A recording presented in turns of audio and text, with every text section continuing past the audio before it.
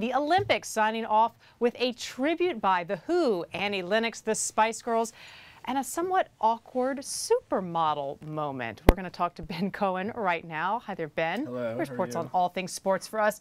Give us a feel like this was like Britain pop culture, a little bit of everything thrown in there in those closing ceremonies. What'd you think? I liked it. I mean, it's really different from the opening ceremony. The opening ceremony is this narrative romp through British history that was, directed by Danny Boyle. This one is just a rock concert with some of the greatest bands of all time, and it doesn't even have any sort of connection really to the games of the last 2 weeks. It's just like an ending party for the whole thing. Some of the greatest bands of all time. Do you include the Spice Girls in that, Ben? I'd like to know your personal opinion. Well, I include One Direction in there more than the Spice Girls. Now, so the closing ceremonies, they have a little bit more freedom, right? Everything's done. Everybody's breathed a sigh of relief. Nothing terrible's happened in London during the games. They seem to have executed everything without any major hitches. There was one sort of awkward supermodel moment with them sort of peeling back this billboard to reveal those standing supermodels. Yeah, Did it you was see strange. that? It was very strange. A lot of it was strange. Like they had these newspaper trucks.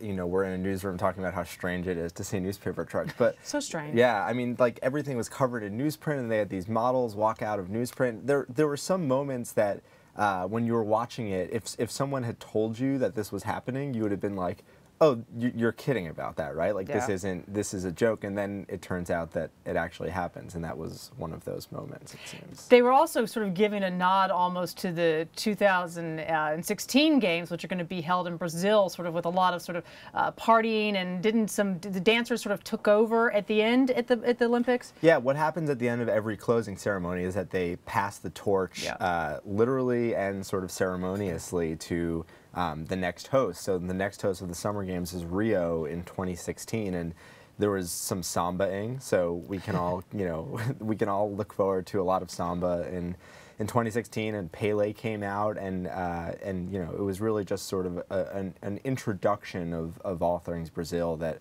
we're going to see not only in 2016, but when the World Cup goes there in 2014 as well. We didn't ask you to do a samba right now. No, it's really. I mean, I'm still learning how to Dougie, so I'm like very unconcerned about the samba right now. I have time. Very true. So in terms of sort of the conventional wisdom out there and what you're hearing on social media about how much of a success the closing ceremonies were in terms of the orchestration of that compared to the opening ceremonies, carefully coordinated by Danny Boyle, the director, what are you hearing?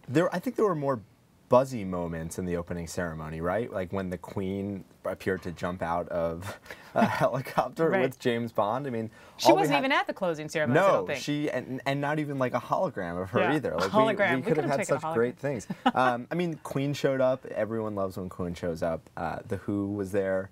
And there was a Spice Girls reunion. Like who's gonna feel bad about a Spice Girls reunion? I mean, it wasn't the sophistication of the opening ceremony, and but the closing ceremony really never is. It's really just a bash to end a fortnight in London that even by the standards of London, people were like, oh, this was a great success, which no one really expected to hear at the end of these Olympics. And if you get to hear "Wannabe" by the Spice Girls again, you just know it's or all been Spice Up Your Life. Yeah, or Spice Up Your Life. All right, Ben Cohen, thanks so much for that.